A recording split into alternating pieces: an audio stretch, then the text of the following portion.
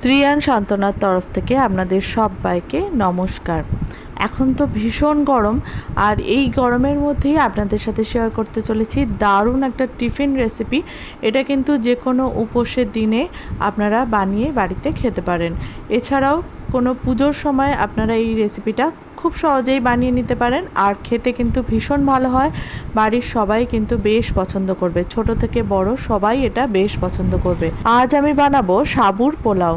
প্রথমেই সাবুটাকে 2 ঘন্টার মতো একটু ভিজিয়ে রেখেছিলাম, আর তারপর জলটাকে খুব ভালো করে ঝারিয়ে নিয়েছি। আর এরপর সাবুটা দেখুন একেবারেই ঝরঝরে হয়ে গেছে। আর এই রেসিপিটার জন্য কিন্তু একটু বড় দানার সাবু হলেই বেশি ভালো খেতে লাগে, তবে ওই দিন আমি একটু মাঝারি সাইজের সাবুর দানাটাই পেয়েছিলাম। আর এরপর আমি এখানে নিয়ে নিচ্ছি বাদাম। এই বাদামটা কিন্তু এই রেসিপিটার জন্য ভীষণই দরকার, বাদামটা কিন্তু লাগবেই। প্রথমেই চিনে বাদামটাকে ভালো করে মিক্সার গ্রাইন্ডারে গুঁড়িয়ে নিচ্ছি। এটা রোস্টেড চিনে বাদাম। আপনাদের কাছে যদি কাঁচা চিনে বাদাম থাকে তাহলে ওটাকে শুকনো কড়ায় একটু নেড়ে নিয়ে তারপর ওটাকে খোলা ছাড়িয়ে গুঁড়িয়ে নেবেন। আর এখানে আমি নিয়ে নিয়েছি কাঁচা লঙ্কা, ধনেপাতা কুচিয়ে নিয়েছি। এর আগে আলু কুচিয়ে নিয়ে অল্প একটু ভাপাতে বসিয়ে দিয়েছি, এটা আপনারা দেখতেই পেয়েছেন। আর এখানে আমি কড়াইতে সাদা তেল দিয়ে তার মধ্যে ফোড়নের মধ্যে দিচ্ছি আমি এখানে কারি পাতা, যেটাকে আমি একটু শুকনো করে রেখেছি বাড়িতে সবসময় ব্যবহার করার জন্য। আর এর মধ্যে এছাড়া দিয়ে দিলাম আমি কিছুটা গোটা জিরে আর শুকনো লঙ্কা। এরপর যে আলুটা আমি ভাপিয়ে রেখেছিলাম সেই আলুটার মধ্যে দিয়ে দিলাম, একটু নাড়াচাড়া করে নিলাম। আপনাদের কাছে কাঁচা কারি পাতা থাকলে ওটা অবশ্যই ব্যবহার করবেন। আর এখানে দেখুন ওই যে বাদামটা আমি গুঁড়িয়ে রেখেছিলাম, ওটা এই যে সাবুটার থেকে জল ঝারিয়ে রেখেছিলাম ওই সাবুটার সাথে ভালো করে মিশিয়ে নেব।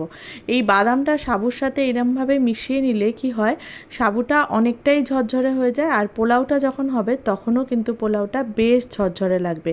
আর সাবুর সাথে বাদাম না মেশালে অনেক ক্ষেত্রে যদি সাবুর মধ্যে একটু জল রয়ে যায় তাহলে কিন্তু পোলাওটা ঝরঝরে হয় না।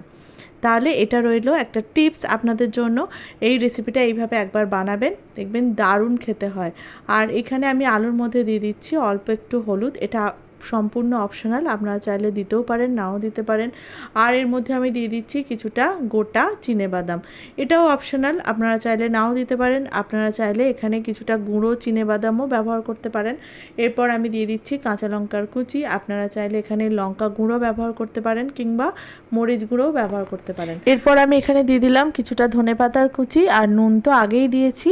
এরপর সব কিছু একটু নাড়াচাড়া করে নেব, আলুটা যাতে একটু ভাজা ভাজা হয়ে যায়, তার সাথে বাদামটাও। এখানে আমি দিচ্ছি অল্প একটু জিরের গুঁড়ো আর গরম মশলার গুঁড়ো। এই রেসিপিটাতে আপনারা চাইলে আলুর সাথে গাজর, বিনস, ক্যাপসিকাম কিংবা ফুলকপি এসব ব্যবহার করতে পারেন।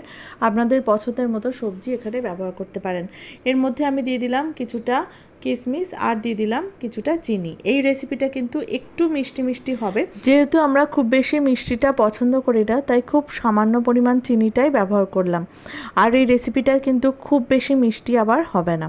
আর এখানে আমি আগে থেকে জল ঝরিয়ে রাখা সাবুদানা আর তার সাথে যে বাদামটা মিশিয়ে রেখেছিলাম সেটাই এর মধ্যে দিয়ে দিলাম, খুব ভালো করে সব কিছু নাড়াচাড়া করিয়ে নেব। এবার এটা চাপা দিয়ে দিয়ে রান্না করতে হবে যতক্ষণ না সাবুগুলো ট্রান্সপারেন্ট হয়ে যায়।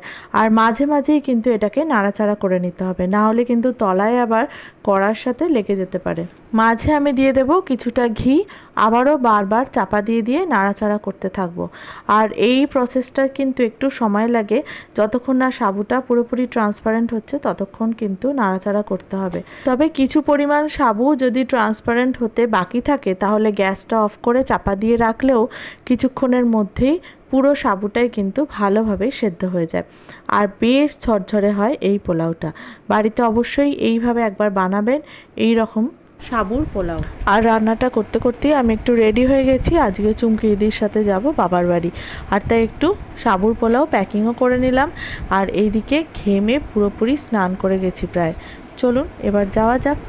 আর ওই দিন এই সাবুর পোলাওটা একটু একটু কিন্তু আমার দিদিরাও টেস্ট করেছিল, আর ওরাও বললো বেশ ভালো হয়েছে। বিশেষ করে সাবুগুলো একেবারেই আলাদা আলাদা রয়েছে সাবুর দানাগুলো, আর সেই জন্যেই পোলাওটা খেতে বেশি ভালো লাগে। আর হ্যাঁ, আপনারা যারা এখনও শ্রিয়ান সান্ত্বনা সাবস্ক্রাইব করেননি তারা কিন্তু ঝটপট শ্রিয়ান সান্ত্বনা সাবস্ক্রাইব করে নিন। আর সাবস্ক্রাইব করার পর পাশে থাকা বেল বাটন অবশ্যই প্রেস করে রাখবেন, তাহলে আমার আপলোড করা ভিডিও কিংবা রেসিপির নোটিফিকেশানস আপনারা কিন্তু প্রথমেই পেয়ে যাবেন। আর সাবস্ক্রিপশন কিন্তু একদমই ফ্রি, তাই সাবস্ক্রাইব করতে কিন্তু ভুলবেন না। আজ এই পর্যন্তই, আবার দেখা হবে খুব শীঘ্রই নতুন কোনো ভিডিও অথবা রেসিপির সাথে। দেখতে থাকুন শ্রিয়ান সান্ত্বনা। অনেক ধন্যবাদ।